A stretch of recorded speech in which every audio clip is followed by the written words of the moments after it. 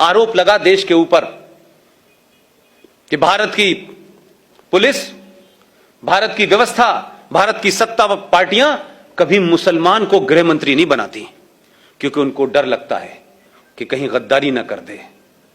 हमने कहा कि शायद ऐसा होता होगा, शायद यही वजह है 1989 में वीपी सिंह की सरकार में भारत का पहला मुसलमान गृह मंत्री बना 8 दिसंबर 1989 को, 89 को। उस आदमी का नाम था मुफ्ती मोहम्मद सईद। 8 दिसंबर को बनता है और 8 दिसंबर को और 19 जनवरी के बीच में भी महीना भी पूरा नहीं हुआ था, और 19 जनवरी को पूरे कश्मीर के अंदर से 5.5 लाख कश्मीरी हिंदू पंडितों को मार के, रेप करके, बच्चों को उछाल उछाल के मारा है। टीपालाल टकरू उनके सबसे बड़े इंटेलेक्चुअल थे, बहुत बड़े थे। उनका जब सड़क पे मर्डर किया गया तो मोटरसाइकिल घुमा रहे थे उसके पीछे चारों तरफ, और कह रहे थे कि किसी ने इस काफिर को पानी दिया तो उसको भी हम नहीं छोड़ेंगे। न मुफ्ती की बेटी रोई, न अब्दुल्ला रोया, न कश्मीरियत कहीं आई, और चुपचाप खत्म हो गया। आज इसके बारे में कहीं बात नहीं होती। और उसी दौर में यह कोई कोइंसिडेंस नहीं है, क्योंकि मैं उसी थॉट से सोचता हूं जिस थॉट में रहा हूं।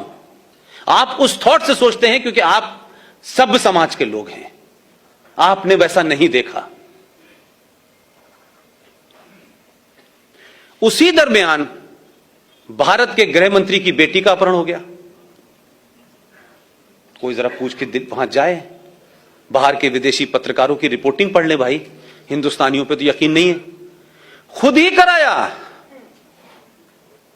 उसका कमिटमेंट देखिए अपने आतंकवाद के प्रति, अपने धर्म के प्रति, अपने एजेंडे के प्रति। देश के गृह मंत्री ने अपनी बेटी का अपहरण कराया, वो तो घर में थी। उसके बदले में आपने 4 आतंकवादी छोड़ दिए, बेटी बेड के नीचे से बाहर आ गई। ये कोई छुपी हुई बात नहीं है भाई। उसी दरमियान में एक साहब हैं, सेकुलर हैं, कांग्रेस पार्टी के राज्यसभा में लीडर ऑफ अपोजिशन है, उनका नाम है गुलाम नबी आजाद। अब ये मुझे पता नहीं है कि वो इस्लाम से आजाद हैं कि नबी के गुलाम हैं, या नबी के गुलाम हैं कांग्रेस से आजाद हैं, ये मुझे पता नहीं। उनके घर में भी उनका एक भतीजा गायब हो गया, और इतनी तेजी से हो रहा था, लग रहा था कि खट खट काम करना है। और क्या डिवाइस निकाली उन्होंने कि उनका भतीजा गायब हुआ, 27 आतंकवादी छोड़ दिए, शाम को भतीजा घर आ गया। एक और साहब हैं जिन्होंने वोट वाजपेयी के दरमियान दिया था, नाम जानते हैं? सैफुद्दीन सोज साहब। उनकी भतीजी गायब हो गई। ये ऐसे लग रहा था कि सबका एजेंडा कितना खूबसूरत है। वो बात अलग थी कि वो वहां जब थे उनकी हैसियत दूसरी थी, वो दूसरी पार्टी में थे। उसके बदले में भी 7 लोगों को छोड़ दिया आपने। तो पहला इस देश के अंदर अगर हम ये कहें कि इंटरनेशनल टेररिज्म जो है वो भारत में कैसे पनपा, उसके लिए जिम्मेदार भारत का ये पहला मुसलमान गृह मंत्री है। एक घटना हो जाती है, मोदी के दौर में हुई, पूरी दुनिया में छा गई साहब, पूरी दुनिया के अंदर हंगामा हो गया। कोई वीजा रुकवाने चला गया, कोई धरना करने चला गया, कोई प्रदर्शन करने चला गया, लेकिन 5 लाख हिंदू अपने ही देश में शरणार्थी हैं। दिल्ली की सड़कों पे, दिल्ली हाट के सामने कोई पान की दुकान कर रहा है, कोई चूरन की दुकान कर रहा है, कहां कहां रह रहे हैं, कोई बंगलोर भाग गया, कोई कहीं भाग गया। लेकिन इस देश में कोई बड़ा जुलूस, कोई बड़ा प्रदर्शन, कभी संसद इसके लिए नहीं रही। इसलिए मैं जुडिशरी की भी तरफ आता हूं। अभी कुछ घटनाएं इस देश में हो गई कि किसी ने अखलाक को मार दिया, किसी ने, गोरक्षक ने किसी को मार दिया। ये मैं इसलिए कह रहा हूं कि ये घटनाएं हैं, इसको आप अपने गूगल पे जाके सर्च करें। चंद घटनाएं हुई और चंद गुंडेलों की, और भारत के प्रधानमंत्री ने खड़े होकर कहा कि जो लोग इस तरीके की हरकतें कर रहे हैं वो गुंडे हैं, उनको पकड़ा जाना चाहिए, उन पे केस चलना चाहिए। लेकिन चंद घटनाओं से ये लिंचिस्तान बन गया, चंद घटनाओं से, जिसका किसी समाज से, किसी धर्म से लेना देना नहीं था। यहां भी समझ में आता है, सुप्रीम कोर्ट की बैनर हेडलाइन खबर थी, बैनर हेडलाइन खबर थी, we will not accept this lynching, government should take immediate and drastic action. इसी हिंदुस्तान के अंदर 1984 में दिल्ली के अंदर लुटियन दिल्ली में, जहां राष्ट्रपति, प्रधानमंत्री, सारी सत्ताएं के सबका पावर है, वहां 3,500 सिखों को दौड़ा दौड़ा कर मारा, सड़कों पे मारा, गले में टायर डाल के मारा, बच्चों को उछाल उछाल के मारा, बॉक्स में जो लोग छुप गए थे उस बॉक्स में आग लगा के मारा। भाई साहब, सुप्रीम कोर्ट ने कभी नहीं कहा कि इस देश में अगर मॉब लिंचिंग पहली हुई थी तो वो तो ये थी, कभी नहीं बोली।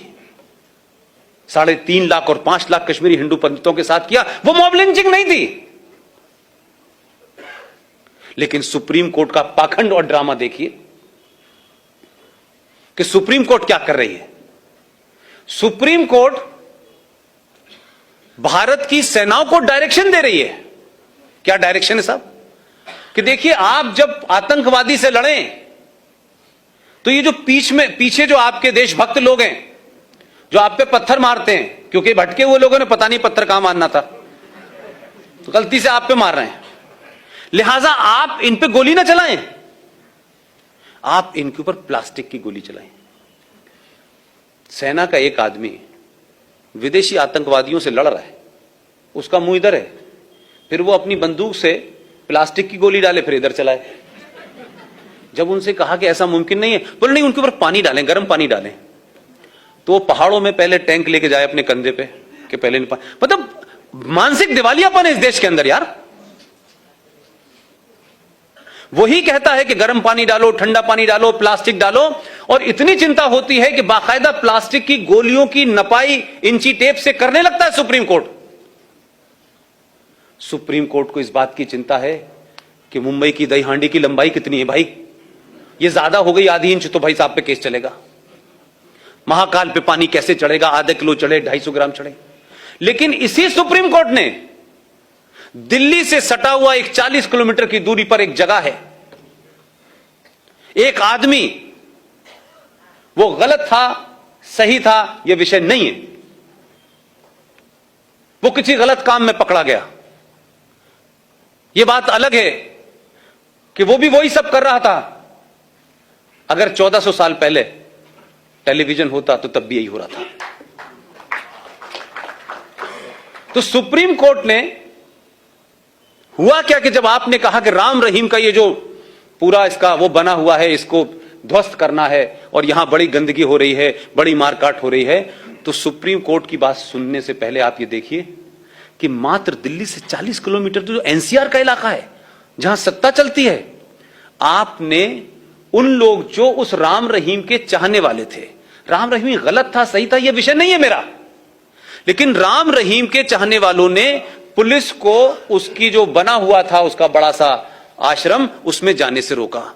ना तो उनके हाथ में डंडा था, ना AK-47 थी, ना वो किसी को मार सकते थे, रोकने का अधिकार था, एक डेमोक्रेसी में रोक रहे थे, वो आपको पूरा अधिकार था। ना इस देश में उन पे लाठीचार्ज हुआ, ना उनके ऊपर कैनन से पानी डाला गया। डीसीपी ने ऑर्डर दिया, पॉइंट ब्लैंक गोली चली और 34 लोग मर गए। सुप्रीम कोर्ट ने नहीं कहा कि आपको गर्म पानी डालना चाहिए था, आपको पानी नहीं डाला आपने तो आपको केन चलानी चाहिए, सुप्रीम कोर्ट ने कहा ही नहीं कुछ। वो तो भारत की सत्ता के खिलाफ नहीं लड़ रहे थे ना भाई, वो तो हथियार भी नहीं उठाए थे। ये पाखंड है आपके सुप्रीम कोर्ट का। आप उनसे उम्मीद कर रहे हैं कि वो डेट देंगे कि 6 तारीख को अयोध्या की सुनवाई होगी, फिर 6 तारीख को जज आएंगे, फिर जज के पेट में दर्द हो जाएगा, फिर जज चला जाएगा। इसलिए सुप्रीम कोर्ट नहीं, दुनिया की हर ताकत आपको टेक इट फॉर ग्रांटेड लेगी, क्योंकि आप सामूहिक तौर पे के ऊपर अपना गुस्सा नहीं निकालते हैं, आप बोलते नहीं हैं। मैंने इसीलिए कहा कि इस देश की मुख्यमंत्री कह सकती है ये बात, मुझे और आपको किसने रोका है? कंटेम्प्ट ऑफ कोर्ट होगा, ठीक है, कंटेम्प्ट ऑफ कोर्ट होगा, करें, 5, 10, 20, 50 लाख लोगों पे करेंगे, करिए। हम डरते क्यों है भाई? अब इस देश में भी हम डरेंगे भाई? महबूबा मुफ्ती को क्यों नहीं डर लगता और क्यों आपको डर लगता है? उस पर कंटेम्प्ट ऑफ कोर्ट क्यों नहीं होता कि वो सुप्रीम कोर्ट को कहती है कि हम तिरंगा नहीं उठाने देंगे अगर इससे आपने छेड़छाड़ की गई? वो केस सुप्रीम कोर्ट में चल रहा था भाई, हम बोलते नहीं। तो सुप्रीम कोर्ट अजीबोगरीब फैसले देती रहती है। इसलिए इस सुप्रीम कोर्ट भी ये जानती है कि ये समाज जो है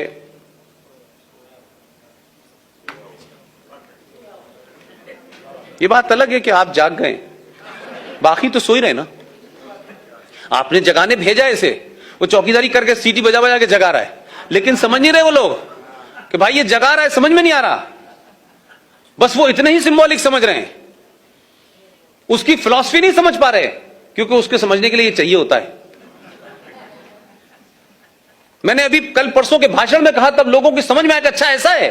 मैंने कहा इसलिए कि आप पढ़ते नहीं हैं, आपको सब चीजें नजर आती हैं जो दिखनी चाहिए, जो नहीं दिख रही वो भी बहुत कुछ बदल रही हैं। इसलिए भारत 1947 में पैदा नहीं हुआ था। भारत की पहचान ताजमहल और लाल किला और कुतुब मीनार नहीं है। भारत की पहचान 5000 साल पुरानी है। आपको एहसास ही नहीं है कि आप किनके वंशज हैं। आपके अंदर का पुरुषार्थ समाप्त हो चुका है।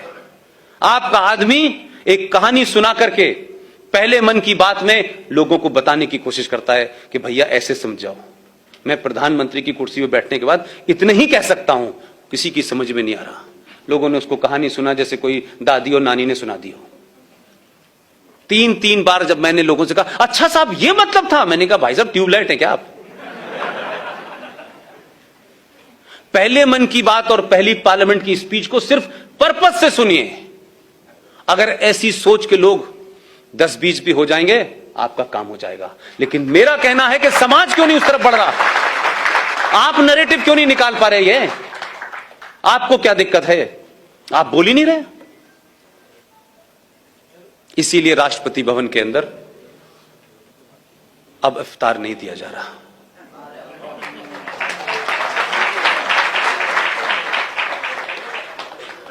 इसीलिए राष्ट्रपति भवन में आने वाले विदेशी मेहमानों को भोज के बाद ताजमहल की जो वो पहचान थी ना भारत की, क्योंकि हम लोग तो वहां ताज से चाय पी रहे थे, हमें क्या पता था ये पहचान भी बन जाएगी। वो दी जा रही थी कि ये भारत की पहचान है। हर विदेशी